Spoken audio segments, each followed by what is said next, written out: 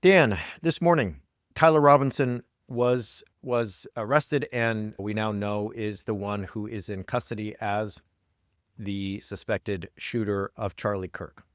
Here's what we know right now. It's Friday morning, 10 o'clock West Coast time, September 12th. We know that Tyler Robinson is 22 years old. He spent about a semester at Utah Valley University, which is where Charlie Kirk was shot. He is a white man. He is from a conservative family. His father is in law enforcement.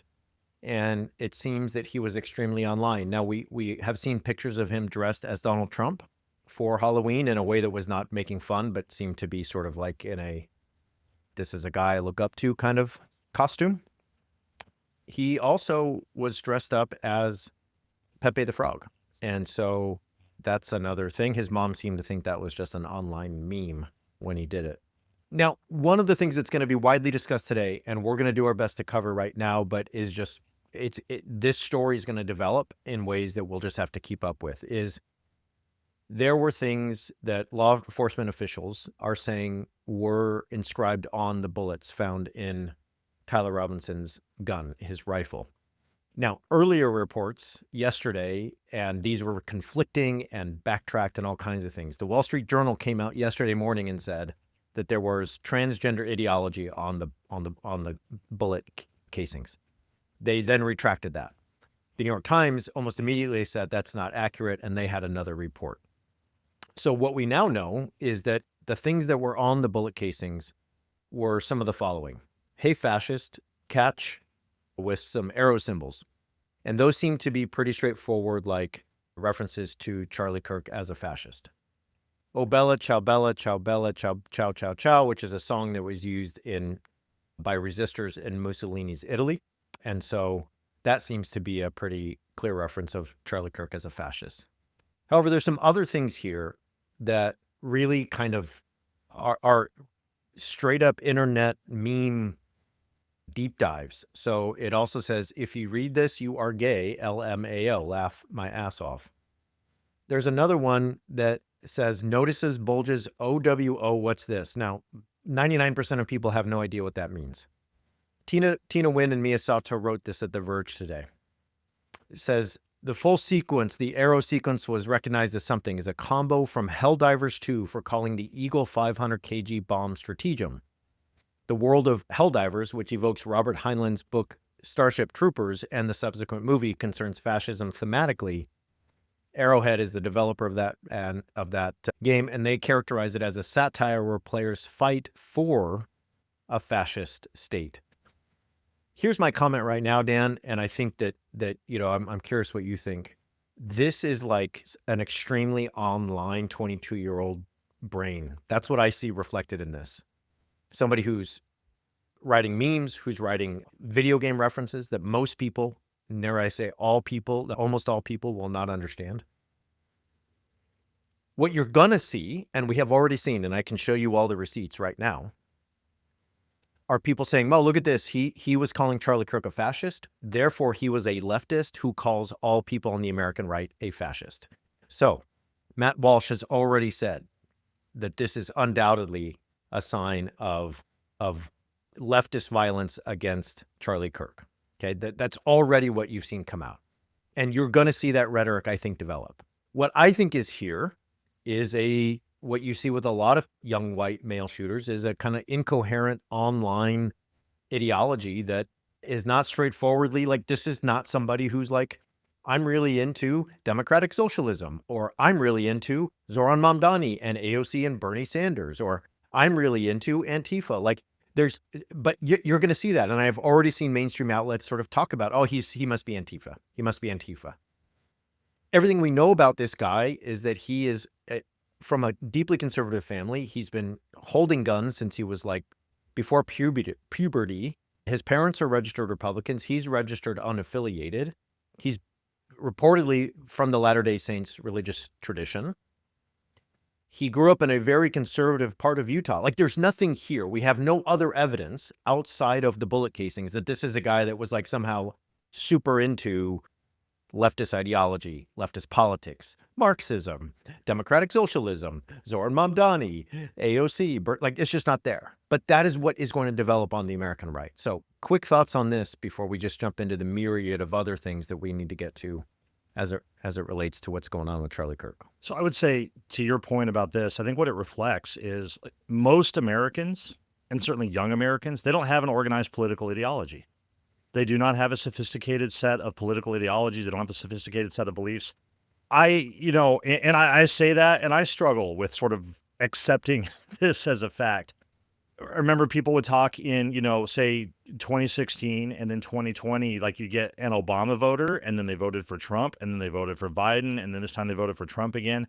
And people will say, how in the world can they do that? They're radically different political ideologies, but it reflects the fact that for lots of people, they don't have or live their life according to a well thought out, organized set of political principles or values or whatever.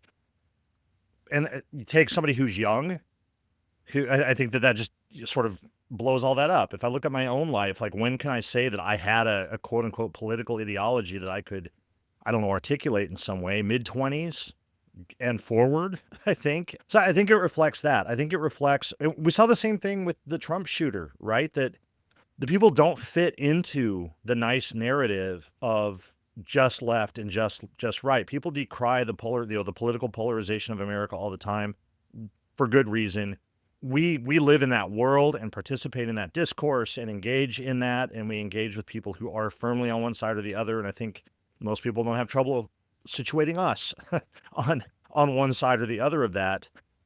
But you get these people who in real life, they show the complexity of this and the fact that you get these people who they don't slot neatly into one position or another. And I think that that's what all the preliminary evidence shows. As you say, what we know about who he was as a person and so forth, together with the casings. Yeah, it's a mixed picture. But that's how a lot of people are politically. They are a mixed picture. And I think that that's ultimately, so far, that's what we see. And it won't be surprising if that's what we continue to see moving forward.